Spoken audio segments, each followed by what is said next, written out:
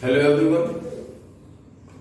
In the last video, we have discussed the division of the Himalayas on the basis of the altitude or height.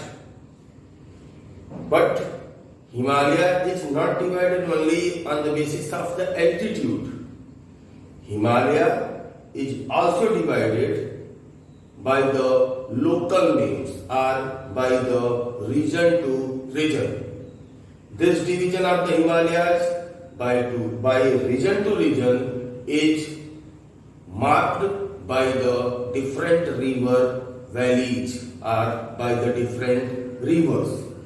So on the behalf of the river valleys, the classification of the Himalayas are as: first one, the area of the Himalayas which lies between the Indus and the Satluj river.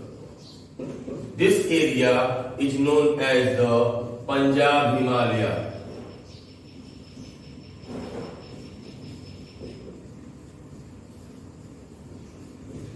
Beside that, it is also known as the Kashmir or the Himachal Himalayas. Now, the area which lies between the Satluj and the Kali river, this area is known as the Kumaon Himalayas. In the same case, the area which lies between the Kali and the Tista river, this area is known as the Nepal Himalayas.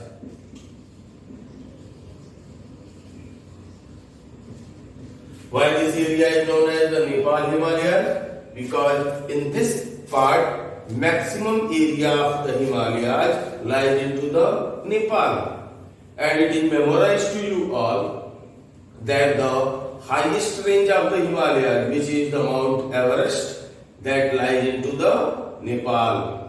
So, some part of the Himalayas lies into the Nepal also. That's why this Nepal Himalaya. Now, the area which is between the Tista and the Dihang river, Tista and the Dihang river, that is known as the Assam Himalayas. So, this was the four classification of the Himalayas on the basis of the region which are divided by the river valleys. Now, Brahmaputra river. Brahmaputra river is the easternmost boundary of the Himalayas. After the Brahmaputra river, Himalayas bends to the south or turn to the south part of the India and cover the easternmost states of our country. The parts of the Himalaya which covers the easternmost part of our country India, that is known as the Purvanchal, or that is known as the Purvanchal Hills.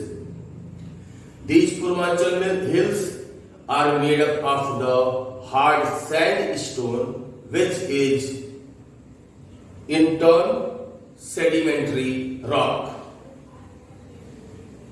In the Purvanchal Hills, many hills are being found, like the Naga Hill, Mijo Hill, etc. etc.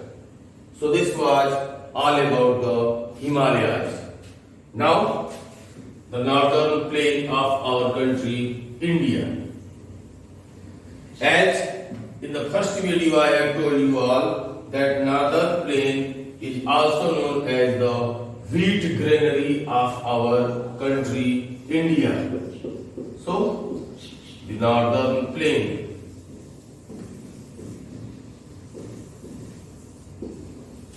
This northern plain is regarded as the wheat granary of our country. Don't say wheat granary, it is regarded as the granary of our country. Why it is regarded as the granary of our country?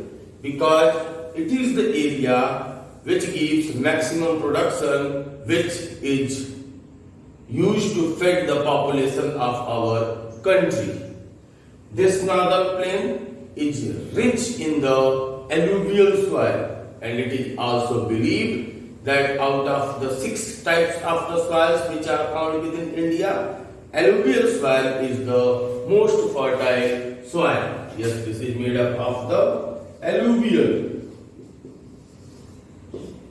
Now, this northern plain is made by the interplay or by the work of the 3 main rivers, that are the Indus, Ganga and the Brahmaputra. Yes, these 3 rivers form this northern plain.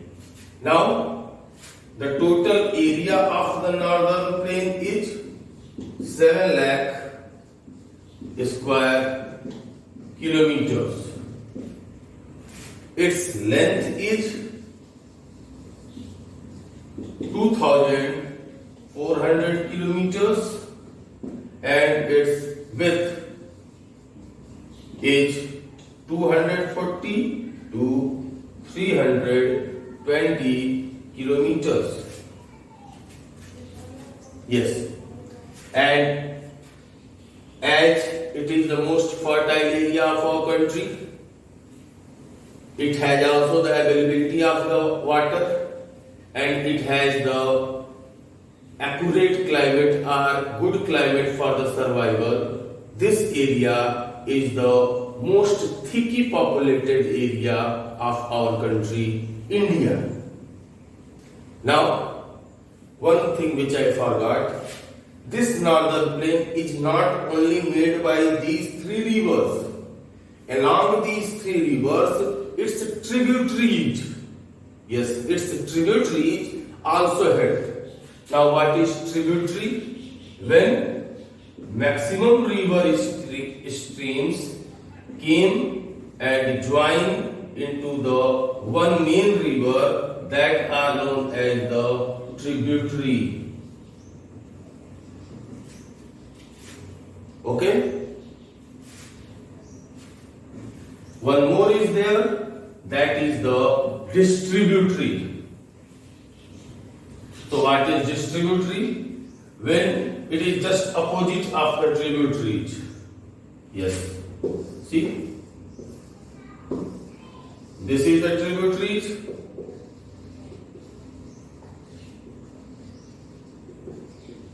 Now this, when main river divided into the different, these are known as the distributary.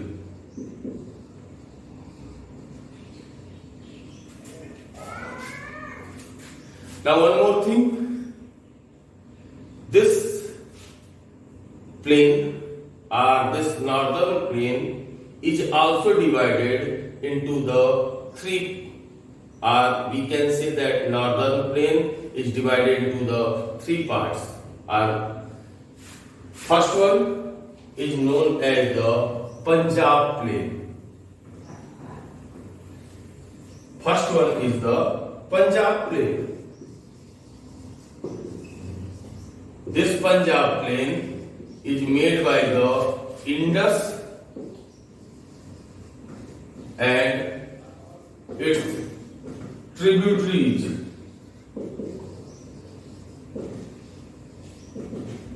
This Punjab plain mostly lies into the western part of our country.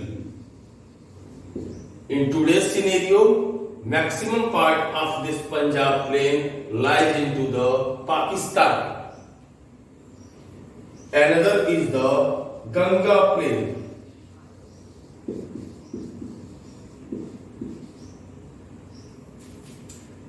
This Ganga plain stretches or spread on a vast area of our country.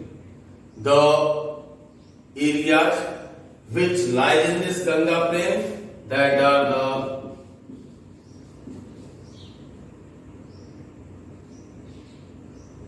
North India, Don't say North India, North India, just Northern India, Bihar, Bengal, some part of the West Bengal, Jharkhand,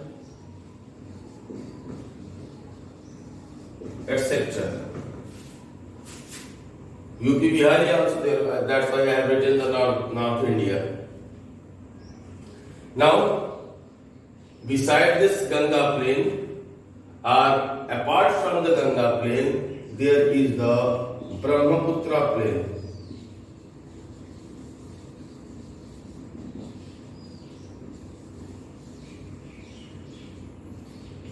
This Brahmaputra plain covers maximum part of the Assam and the easternmost states.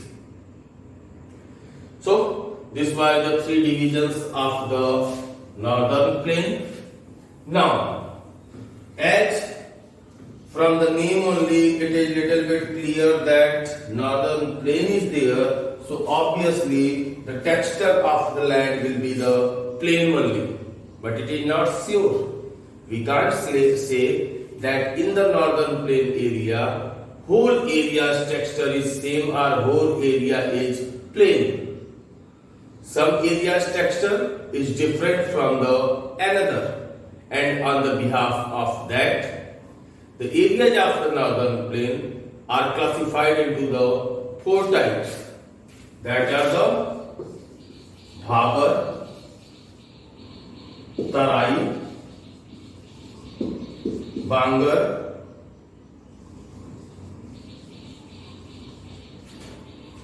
Kankar,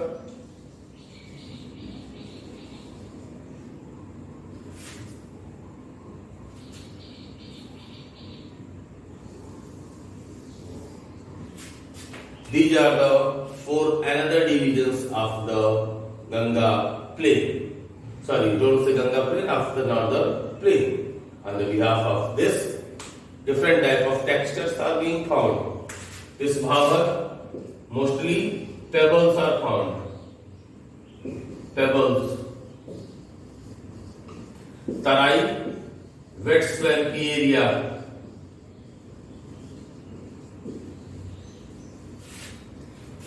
Bangar, old alluvium. Kankar, calcareous. One I forgot, one more. Khadar. This is new alluvium. Among these all, it is believed that this Khadar is the most fertile. Why this Khadar is the most fertile? Because it is the new alluvium. Our new alluvial soil is found here, and every time in the rainy season, this is renewed, or it is brought new seeds to this. That's why it is known as the new alluvium. So this was all about the northern plain.